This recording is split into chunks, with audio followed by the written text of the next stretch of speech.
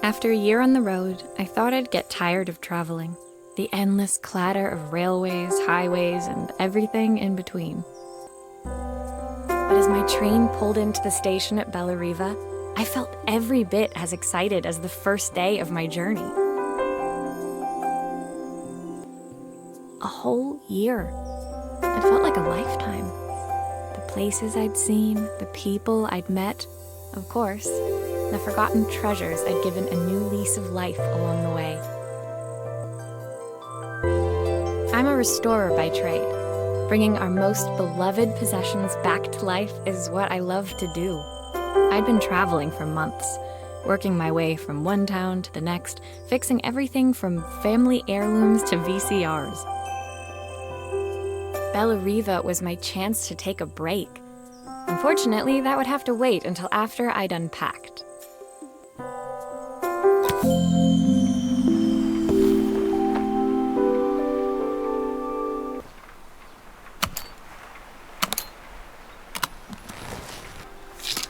I picked up these sunglasses on my last stop. Hopefully I'm cool enough to pull them off. I saw a guitarist wearing these at a show once. Rock and roll repair woman, at your service. My passport. Not my favorite overalls. These will never go out of style. Looking forward to taking more close-ups of my fingers with this. My parents took this after I made my first repair. I'll hand these out once I'm settled in. Fingers crossed they get me some work. Who doesn't love a scrunchie? Practical and stylish.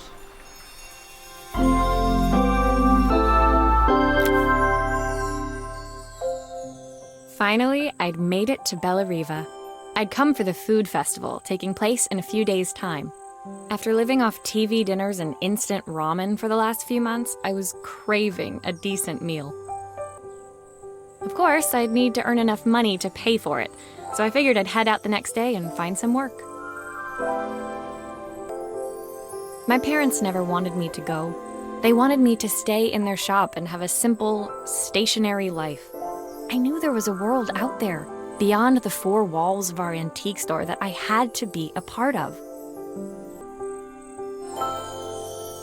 I daydreamed constantly about the weird and wonderful places each of our antiques came from.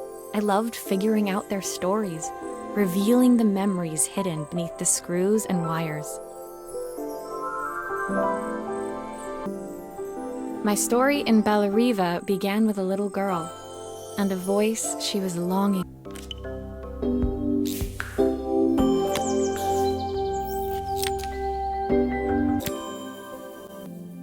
It was my first morning in Bellariva, and I couldn't wait to leave my hotel and explore.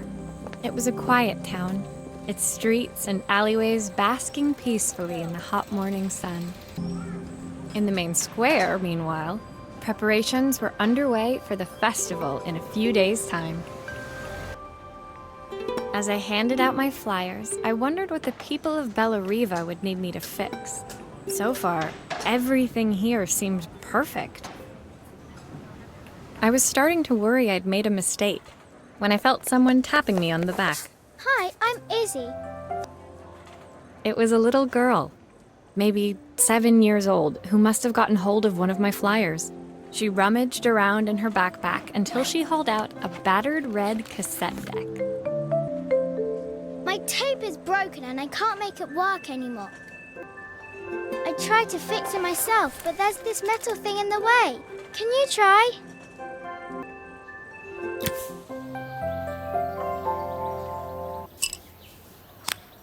Why did you do that?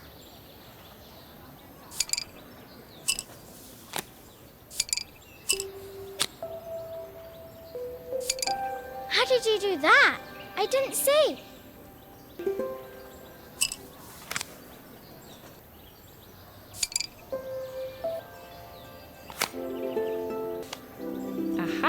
Those batteries look like they need replacing. Luckily, I have some spares.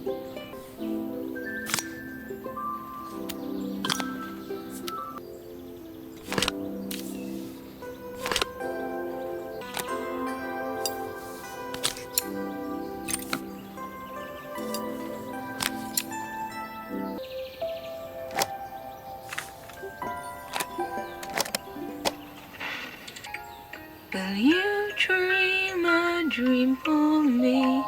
If I sit by your side and hold you so tight, know that I will always love you, even though we both know that we must say goodnight. Good night, my darling. Izzy picked up the tape deck and tucked it carefully. Thanks, Maria. You're the best person at fixing things ever. No problem. Who was that singing? They're very... It's my mum. She's not here anymore. Izzy trailed off. It was the kind of silence a cassette tape would never be. When Izzy's friends called for her, she dug deep into her pockets, looking for something to pay me with. Eventually, she produced a grand total of a stick of gum, 3 mismatched buttons, and a yo-yo. I usually preferred a check, but Izzy looked so serious, I wrote out a full receipt. She seemed like a happy kid, but beneath it all, part of her life had been shattered. Part I wouldn't be able to fix.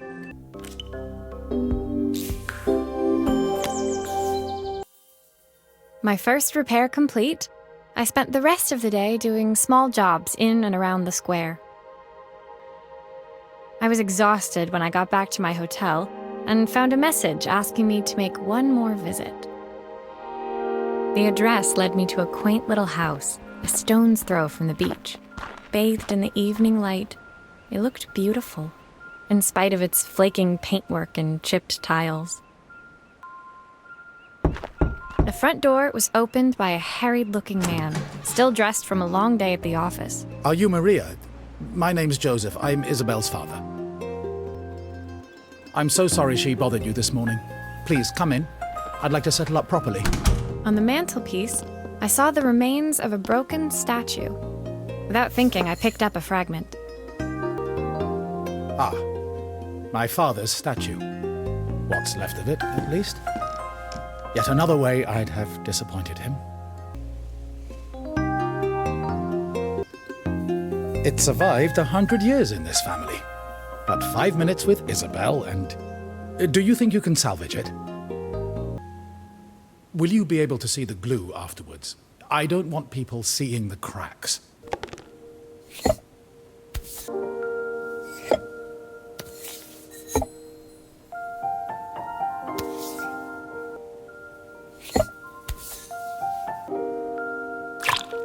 Sometimes I think my daughter should come with a warning label.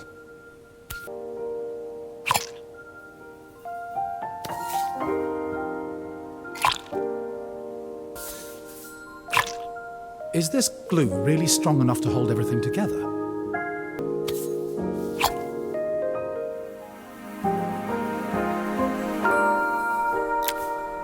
Thank you, Maria. It looks as perfect as it ever did. My father wanted me to make something of myself.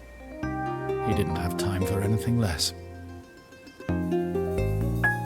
As Joseph put the statue back on the shelf, it nudged against the family portrait stood proudly next to it. So he was Bellariva's mayor.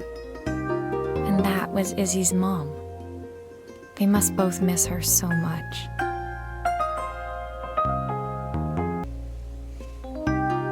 Sorry, I'm a little tired. I've been working late getting things sorted for the festival. There's only a few days to go. Looks like I'll be working late. Again. When I told my parents I wanted to leave, they always found an excuse to be busy, to avoid talking about it. I guess keeping themselves occupied was their way of pretending it wasn't happening. Joseph's work must have been taking up so much of his time. But maybe that was what he wanted. I just hoped he was finding enough time for Izzy, too.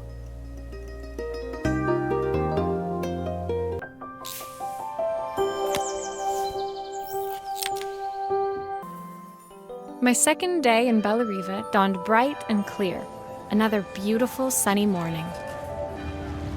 Walking into town, I passed cafes overflowing with customers cradling coffees. I stopped, breathing in the smell of roasted coffee beans and freshly baked pastries. I was about to go inside when the owner of Carmen's, the cafe next door, stopped me. Hello, Maria? Were you here yesterday handing out flyers? I have a job for you. Her place was petite, tucked between its competitors as if hoping they wouldn't notice. Judging by the empty tables inside, though, her potential customers hadn't noticed it either. It's a bit slow today, but we're just getting started. I'm sure it'll pick up soon. As Carmen chatted, she walked over to the counter and returned with an old rotary phone. At least I've got plenty of time to practice my recipe for the festival. It's a new special I've been working on. I was hoping to call my sister for some, seasoning tips, but it won't connect. Can you see if you can figure out what's wrong? Obviously, we'd normally be much busier than this.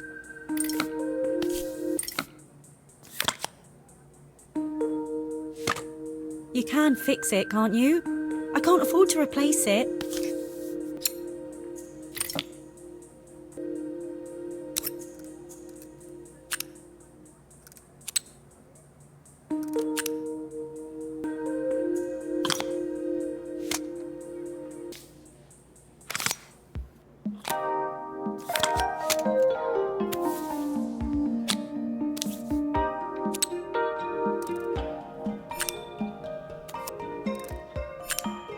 Looks like this new circuit board is all hooked up.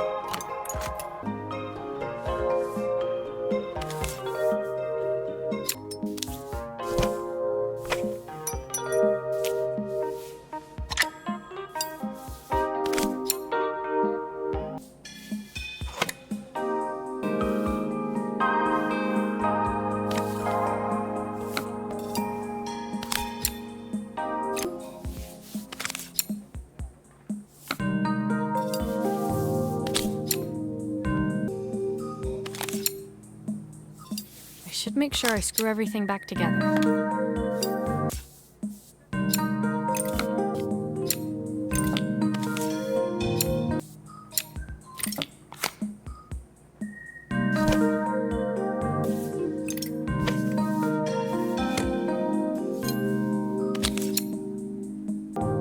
Looks like there's still a screw missing.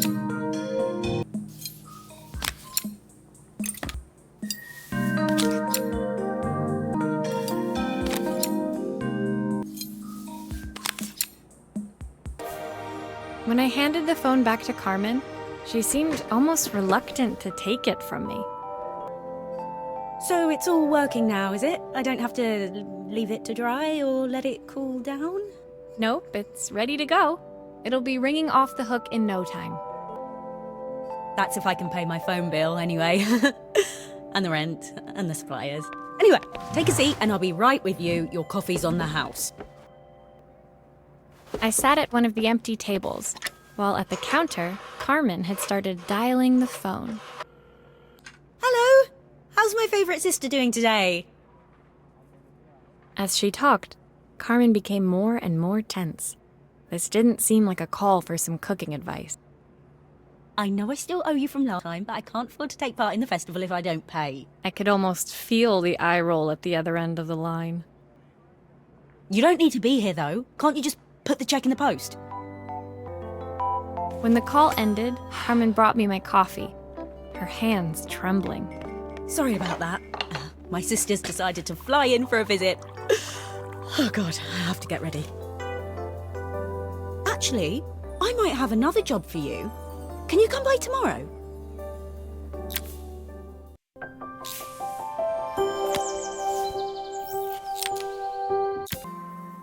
The next day, I'd promised Carmen I'd return to help her get the cafe ready for her sister's arrival.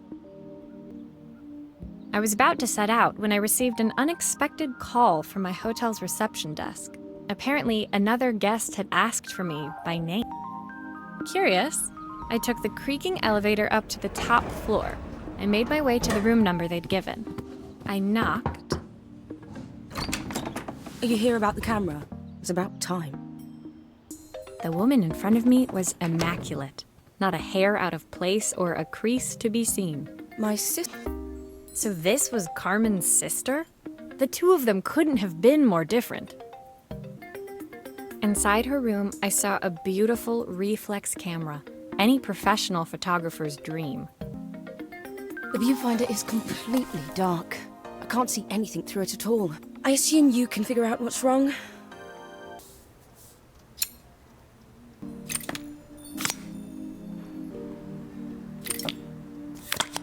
I don't suppose you've fixed anything this valuable before. Driver, I could adjust the angle of the mirror. Perfect. Now the viewfinder should be working.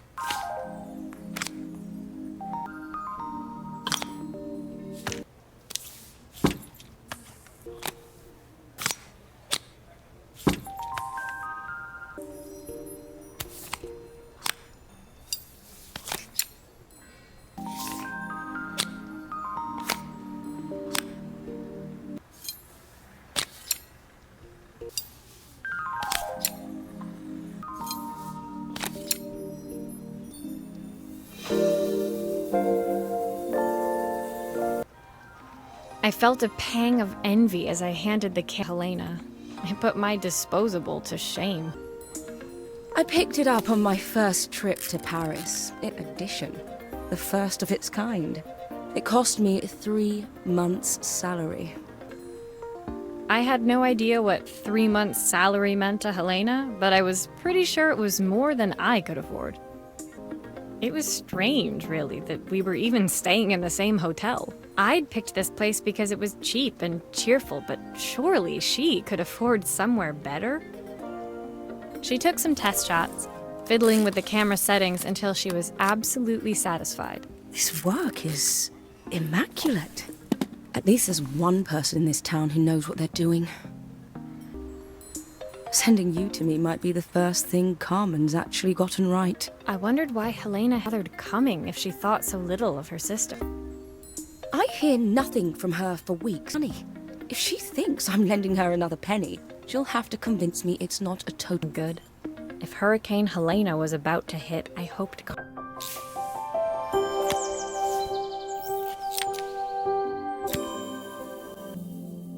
The sun was setting over Bellariva by the time I reached Carmen's cafe.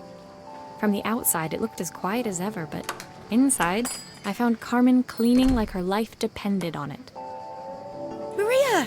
Oh, don't mind all of this. If Helena finds one speck of dust in here, I'll never hear the end of it. Carmen seemed pleased to see me, but I sent mop. Trying to live up to the standards of someone like Helena seemed like an impossible task. For her, she was furious when it broke. I really need this to go well. If she doesn't lend me the money, I don't know how long I can keep this place going. Carmen led me to a back room, where she'd laid out the components of what looked like a neon sign. I had this made when I first opened the cafe, but I'm hopeless with electronics.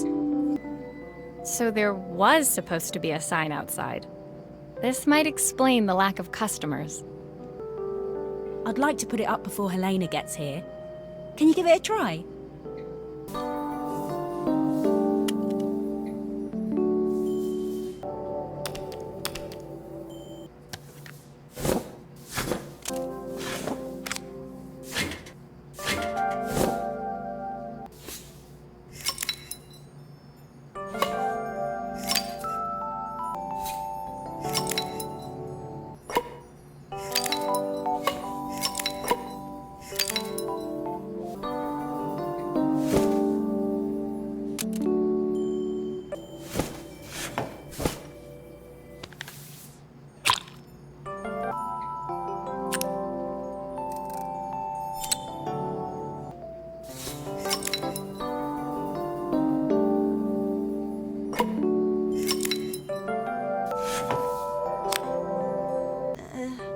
Flat? Maybe if it flashes, it'll really catch people's eye. Great idea. I think I have a spare part that could do that.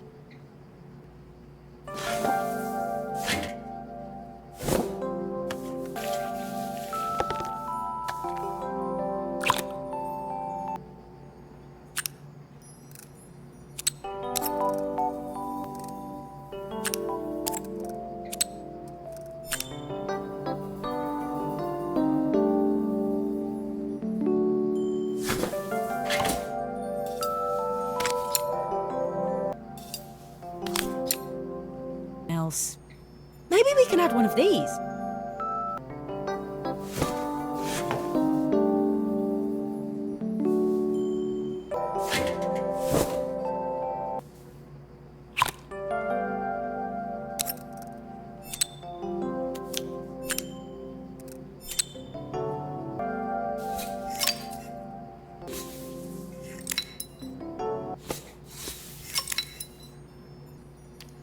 It works!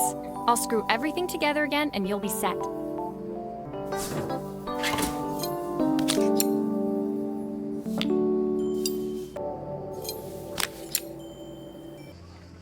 The sign fixed, we headed outside and mounted it carefully over the cafe door. Oh, that's perfect, Maria. It looks just how I imagined it. When I had this sign made, it all seemed to give it all up. I hope I've done enough. The smile froze on her face as she spotted something over my shoulder. I turned to see. Of course, my sister owns the only cafe in this actually open. For better or worse, Helena had arrived. Carmen opened her mouth to explain, but Helena, finally pausing in the doorway, she turned back towards Carmen. And with that, she disappeared inside. I hoped Carmen's chances of saving the cafe hadn't disappeared.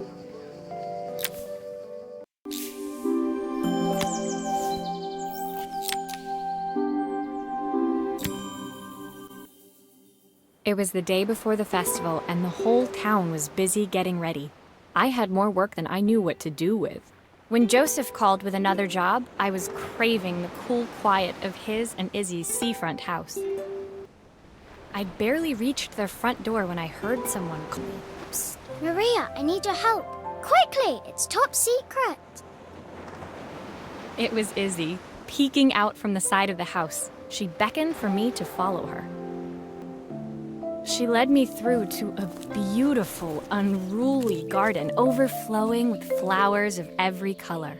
Nestled among them was a playhouse, its doorway almost completely obscured by a towering rose bush. You have to squeeze past it and breathe in real small, like this.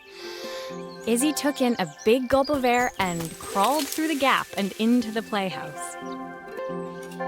I hadn't planned on crawling in the dirt today, but the life of a repairwoman never did run smooth. On the table inside, there was an electronic toy. Not exactly the usual stock in my parents' antique shop. I had an accident. I didn't do it on purpose or anything, but it won't turn on anymore.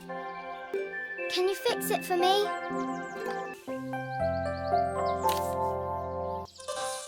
Why does it sound so scary? It wasn't like that before.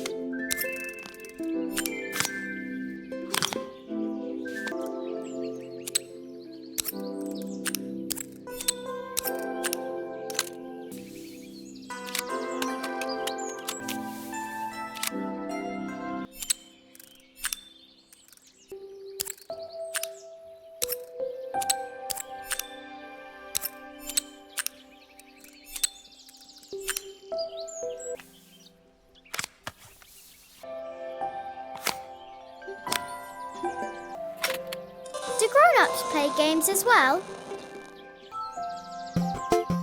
Can you show me how to play? I tried before, but it was so hard.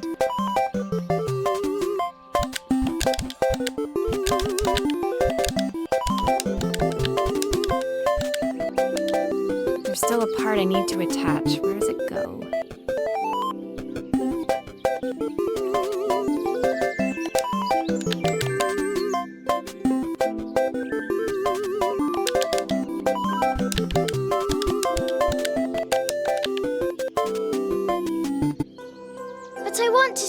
end of the level. Can you try again? Still sounds really bad.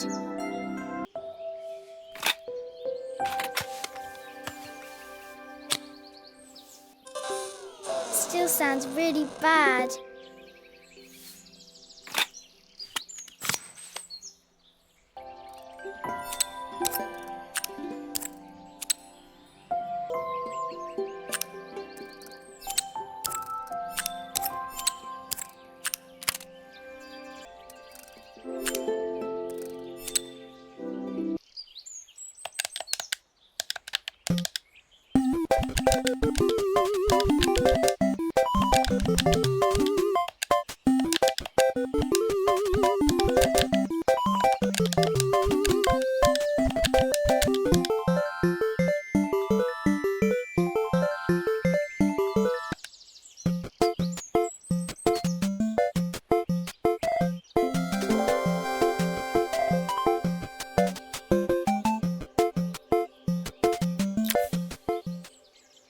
Her toy fixed, I watched Izzy retreat into its screen, taking refuge in a 3-inch world of her own. Well, I'd better head inside. Your dad is waiting for me. Please don't tell him about the game. He'll think I broke it on purpose. Why would he think that? Because, well, I kind of dropped it.